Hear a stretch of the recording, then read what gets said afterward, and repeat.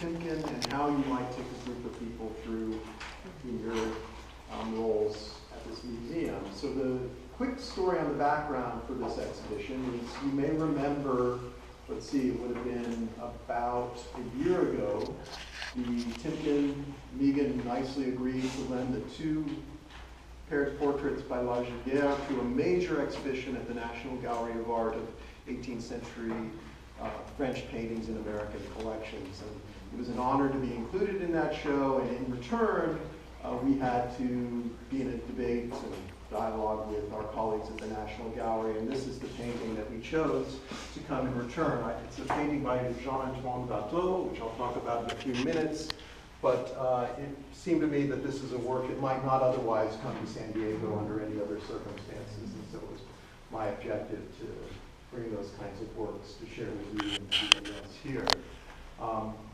Most of you know already, you know better than anyone, I think, that the Timken is famous for its 18th century French art.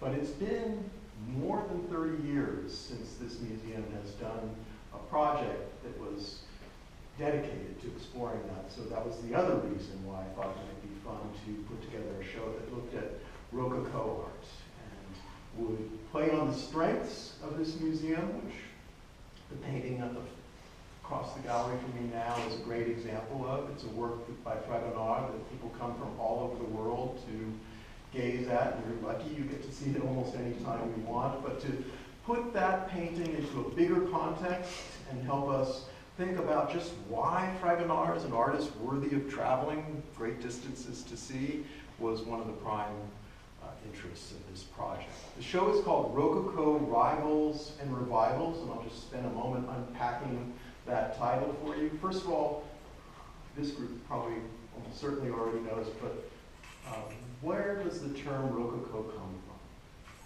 from? Rocaille.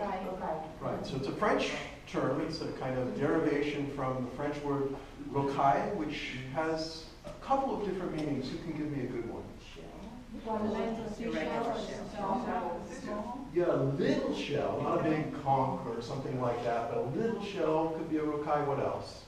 It's a tiny pebble. I can do it. Tiny pebble would be a good definition. Yeah, I think maybe even like a fragment, a tiny cookie sunrock shell could be. Somebody could say, "Oh, that's a rocaille," or a little bead, like a little glass bead. So from that, can you tell me why that's a good name for the art of the early to mid 18th century? What does that have to do with that label that people began to broadly apply, not just to paintings, but to sculpture, to decorations and palaces, to Ornament. Yeah. Ornament, and also tiny, small bits. Instead of painting in big swaths, small bits of paint. Not so small as Impressionism, but little pieces. Yeah. So that the elegant, ornamental quality is, I think, intrinsic to the Rococo. And you said something very important, not something else. So what's that something else that these artists were not doing when they painted in this very minute, particular, decorative, elegant way? What were they reacting against? Baroque. Yeah, so when you think about the Baroque, what are its sort of stylistic? Classic. So that's very important. These artists are responding to a period of time, the 17th century, when art was by its nature about big epic themes, about classical order and structure. And somebody, I think, made a gesture, sweeping diagonals that lead you back into dramatic spaces. That is not what these artists wanted to do.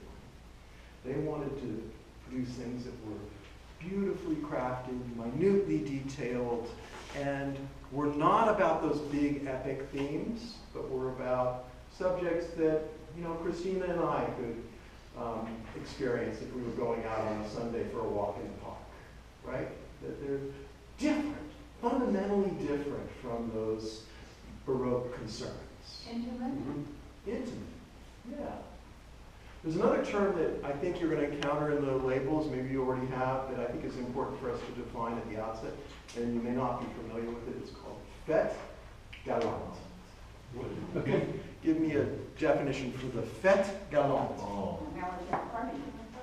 Yeah, so that's probably the good French translation. The fête galante was an elegant, fashionable party, a get-together, a picnic with lots of bottles of wine lying around on the ground, and beautiful people in a kind of intimate dialogue with one another. Again, absolutely different from what the Baroque period was interested in, which was not about the sort of everyday pleasures of modern life, but about big themes, about war, about battles between gods, about saving the world. Those kinds of themes are not part of the Fête Galante. Instead, it's, let's just drink some wine and play a party game. And so Rococo has gone in and out of favor over time. It's been considered decadent.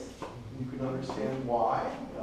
If these are your chosen themes, why people crawling onto dinner tables might be seen as not such a esteemed subject for an artist to be concerned with. But I want us to hold that sense in abeyance for a moment. And bear with me. We're going to walk through this show together.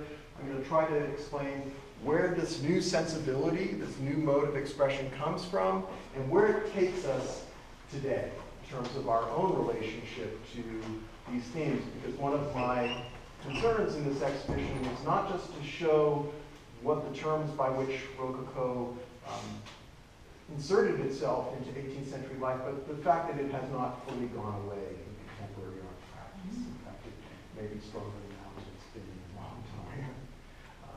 And you can agree or disagree with that. But let's walk through. Another important thing that I'd like